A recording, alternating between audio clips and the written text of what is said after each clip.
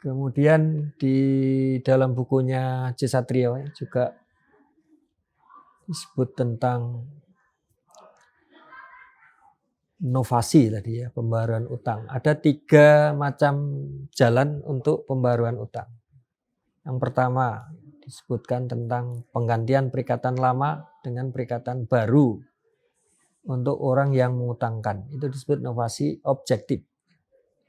Yang kedua, di mana ada debitur baru ditunjuk untuk menggantikan debitur lama. Itu novasi subjektif pasif. Dan yang ketiga, peristiwa di mana kreditur baru ditunjuk menggantikan kreditur lama. Disebut novasi subjektif aktif. Hal tersebut diatur dalam pasal 1413 KUH Perdata yang isinya ada 3 macam jalan untuk pembaruan utang atau novasi. Yang pertama, seorang debitur membuat perikatan utang baru untuk kepentingan kreditur yang menggantikan utang lama yang dihapuskan karenanya. Yang kedua, bila seorang debitur baru ditunjuk untuk menggantikan debitur lama yang oleh kreditur dibebaskan dari perikatannya. Kemudian yang ketiga, bila seorang sebagai akibat dari suatu persetujuan baru, seorang kreditur baru ditunjuk untuk menggantikan kreditur lama yang terhadapnya debitur dibebaskan dari perikatannya. Ya.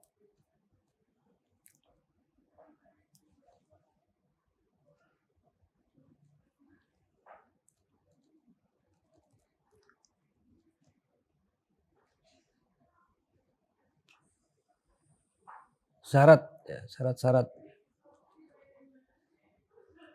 sahnya subrogasi.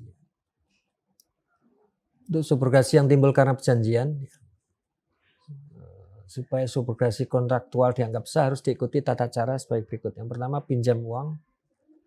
Pinjaman uang harus ditetapkan dengan akta otentik.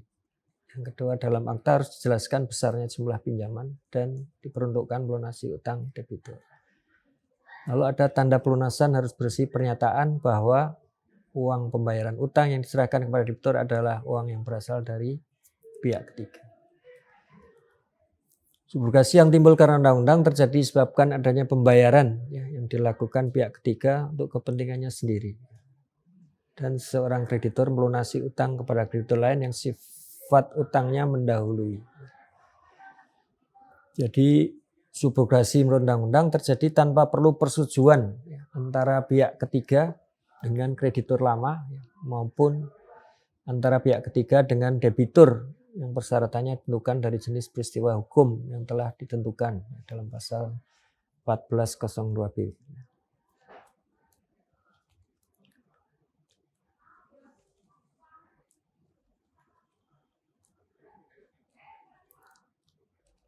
Kemudian novasi tadi ya, novasi diatur dalam pasal 1413 sampai dengan 1424 KUH Perdata.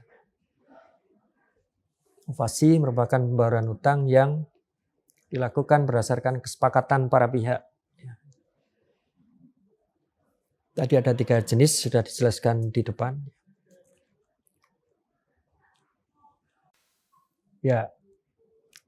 Kemudian hal lain yang perlu juga diperhatikan adalah bagaimana perjanjian dalam Islam, dalam konsep Islam.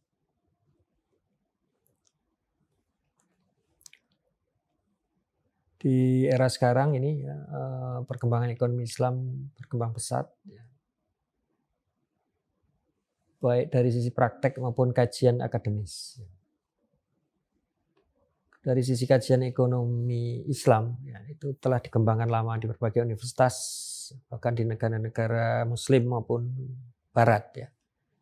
Di Inggris misalnya Universitas Durham, itu juga sudah lama mengembangkan. Di Amerika Harvard, di Australia Universitas Wollongong itu juga melakukan. Kemudian di Indonesia juga terjadi perkembangan yang lumayan pesat, baik dari sisi praktek maupun pengembangan akademik ya, dari sisi ilmunya. Di Indonesia dalam praktek itu mulai berkembang dengan berdirinya Bank Muamalat Indonesia tahun 1992. Pertumbuhannya cukup pesat. Ya. Data dari riset yang dilakukan Karim Business Consulting ya, memproyeksikan total aset bank syariah di Indonesia tumbuh sebesar 2.850% selama 8 tahun. Atau rata-rata tumbuh 356,25% tiap tahun. Kemudian ragam bisnis ekonomi Islam yang berbasis syariah itu juga bertambah luas. Tidak hanya perbankan, tapi juga asuransi, pasar modal, saham, gadean, dan lain-lain. Berkembangnya bisnis syariah tadi juga membutuhkan perjanjian-perjanjian yang berbasis syariah, akta syariah. Bagaimana perjanjian dalam Islam? Pengertian kontrak di dalam Islam disebut juga akad, yaitu pertemunya ijab ya, yang diberikan oleh salah satu pihak dengan kabul atau qabul yang diberikan oleh pihak lainnya secara sah menurut hukum syar'i dan menimbulkan akibat pada subjek dan objeknya. Jadi ada hukum kontrak syariah. Akad atau kontrak ya, berasal dari bahasa Arab yang berarti ikatan atau simpulan, baik ikatan yang nampak maupun yang tidak nampak. Dalam kamus Al-Mawid ya, menerjemahkan al-akad sebagai kontrak atau agreement ya, atau kontrak dan perjanjian. Kalau akad atau kontrak menurut istilah adalah suatu kesepakatan ya, atau komitmen bersama baik lisan, isyarat maupun tulisan ya, antara dua pihak atau lebih yang memiliki implikasi hukum yang mengikat untuk melaksanakan. Subhi Mahmasani ya, mengartikan kontrak sebagai ikatan atau hubungan di antara ijab dan qabul yang memiliki akibat hukum terhadap hal-hal yang dikontrakkan. Ada juga pakar lain yang mendefinisikan sebagai suatu perbuatan ya, yang sengaja dibuat oleh dua orang berdasarkan kesepakatan atau kerelaan bersama. Dalam hukum Islam, istilah kontrak tidak dibedakan dengan perjanjian. Keduanya identik dan disebut dengan akad. Sehingga dalam hal ini akad didefinisikan sebagai pertemuan ijab yang dinyatakan oleh salah satu pihak dengan qabul dari pihak lain secara sah menurut syarat yang tampak akibat hukumnya pada objeknya.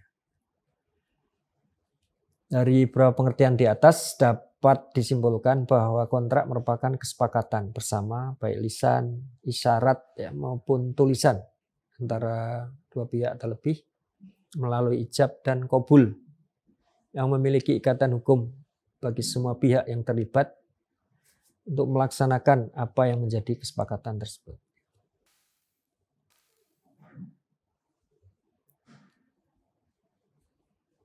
Ya, jadi kontrak itu merupakan terjemahan dari bahasa Inggris ya. Hukum kontrak, contract of law. Dalam bahasa Belanda, overeenkomstig. Ya. Michael D. Weiles ya, mengartikan contract of law atau hukum kontrak adalah might then be taken to be the law pertaining to enforcement of promise or agreement. Yaitu sebagai aturan hukum yang berkaitan dengan pelaksanaan perjanjian atau persetujuan. Dari definisi kontrak di atas dapat dikemukakan unsur-unsur yang tercantum dalam hukum kontrak, yaitu adanya kaidah hukum, kemudian adanya subjek hukum, adanya prestasi, adanya kata sepakat, dan adanya akibat hukum. Adapun yang maksud dengan istilah hukum kontrak syariah adalah keseluruhan kaidah-kaidah hukum yang mengatur hubungan hukum di bidang muamalah, khususnya perilaku dalam menjalankan hubungan ekonomi antara dua pihak atau lebih, ya, berdasarkan kata sepakat untuk menimbulkan akibat hukum secara tertulis berdasarkan hukum Islam.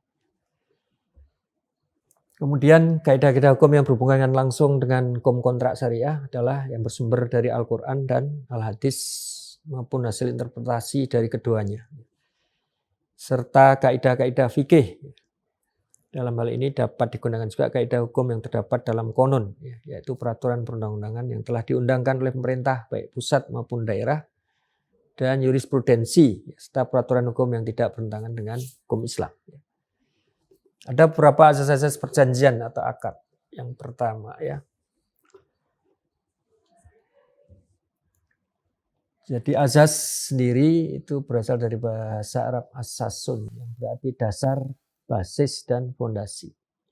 Sedangkan secara terminologi, azas adalah dasar atau sesuatu yang menjadi tumpuan berpikir atau berpendapat. Istilah lain yang sama artinya dengan azas adalah prinsip, yaitu dasar atau kebenaran yang menjadi pokok dasar berpikir, bertindak, dan sebagainya.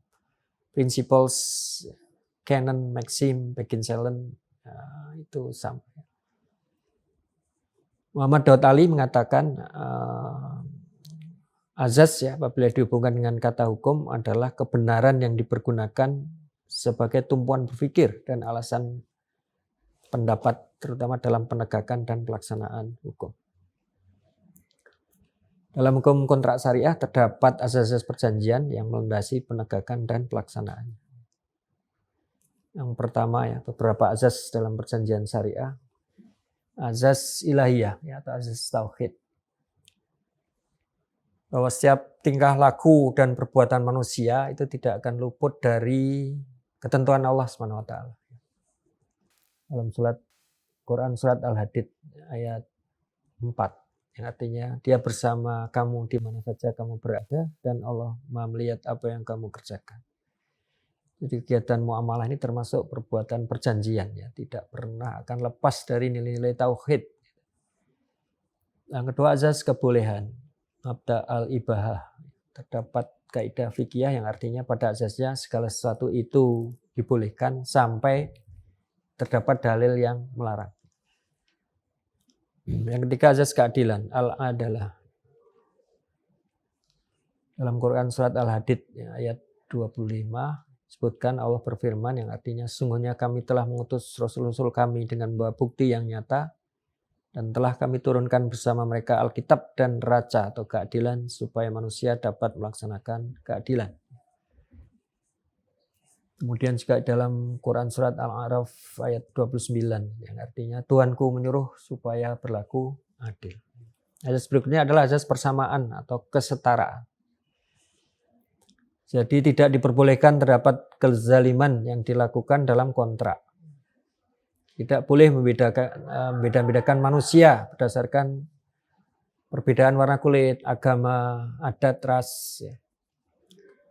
Dalam Quran surat Al-Hujurat, ya, ayat 13 disebutkan yang artinya hai manusia, sungguhnya kami menciptakan kamu dari seorang laki-laki dan seorang perempuan dan menjadikan kamu berbangsa-bangsa dan bersuku-suku supaya kamu saling mengenal. Lita'rufu. Yang kelima, azas kejujuran dan kebenaran, ya, as-sidq.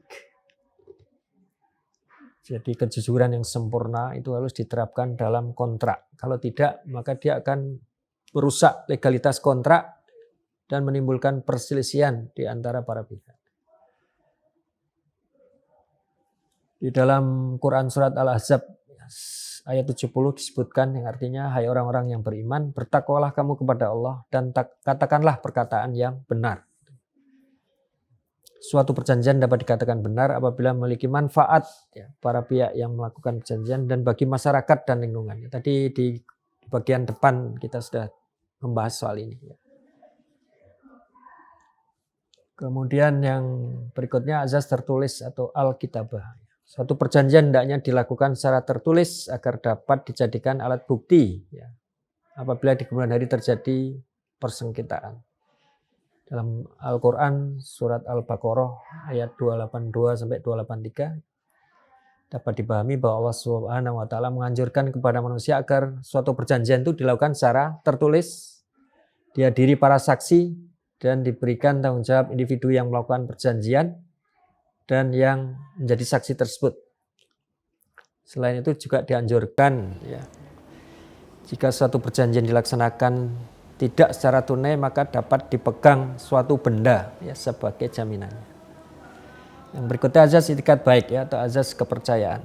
Azas ini mengandung pengertian bahwa para pihak dalam suatu perjanjian harus melaksanakan substansi kontrak atau prestasi berdasarkan kepercayaan atau keyakinan yang teguh ya, serta kemauan baik dari para pihak agar tercapai perjanjian tersebut. Yang berikutnya azas kemanfaatan atau maslahah. Azas ini sangat relevan dengan tujuan hukum Islam secara universal. Ya, sebagaimana dikemukakan filsuf Islam masa lampau seperti Ghazali dan Satibi, ya, bahwa tujuan hukum Islam berdasarkan ayat Quran dan hadis sebagai mewujudkan kemaslahatan. Dengan maslahat dimaksudkan memenuhi dan melindungi 5 kepentingan pokok manusia, yaitu melindungi religiusitas, jiwa raga, akal pikiran, martabat diri dan keluarga, serta harta kekayaan. Yang berikutnya azas konsensualisme atau azas kerelaan. Mabda' ar-roda'iyah.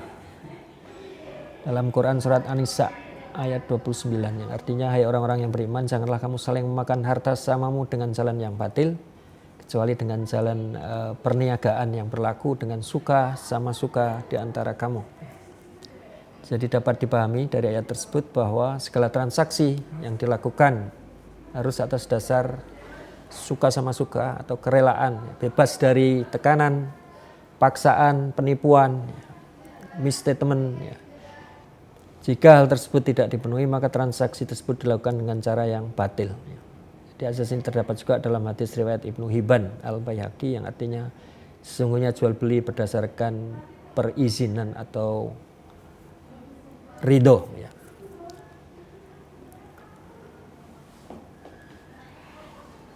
Kemudian azas kebebasan berkontrak, ya. Mabda' hurriyah at-ta'aqud. Jadi kalau sudah disepakati bentuk dan isinya maka perikatan tersebut mengikat para pihak yang menyepakatinya dan harus dilaksanakan segala hak dan kewajibannya. Namun kebebasan ini tidaklah absolut atau mutlak. Ya. Sepanjang tidak bertentangan dengan syariat Islam, maka perikatan tersebut boleh dilaksanakan.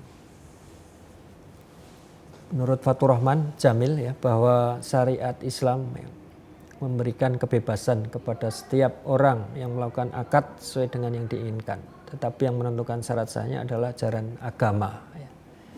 Dalam Quran surat Al-Maidah ayat 1 disebutkan yang artinya, hai orang-orang yang beriman, penuhilah perjanjian-perjanjian. Yang berikutnya azas perjanjian itu mengikat. Azas ini berasal dari hadis Nabi Muhammad SAW yang artinya, hai orang-orang yang muslim itu terikat. Orang-orang muslim itu terikat kepada perjanjian-perjanjian atau klausul-klausul mereka. Kecuali perjanjian atau klausul yang mengharamkan yang halal dan menghalalkan yang haram.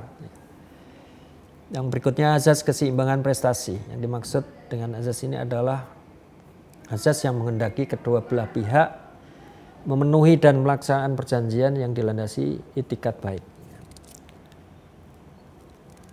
Kemudian azas kepastian hukum, ini sama dengan azas pacta sunt servanda. Dalam Quran surat Bani Israel ayat 15 yang artinya, dan tidaklah kami menjatuhkan hukuman kecuali setelah kami mengutus seorang rasul untuk menjelaskan aturan dan ancaman hukuman itu. Kemudian yang terakhir azas kepribadian ya atau azas personalitas. Azas kepribadian ini menyatakan bahwa seorang yang akan melakukan dan atau membuat kontrak hanya untuk kepentingan perseorangan. Jadi pada umumnya seorang tidak dapat mengadakan perikatan perjanjian selain untuk dirinya sendiri.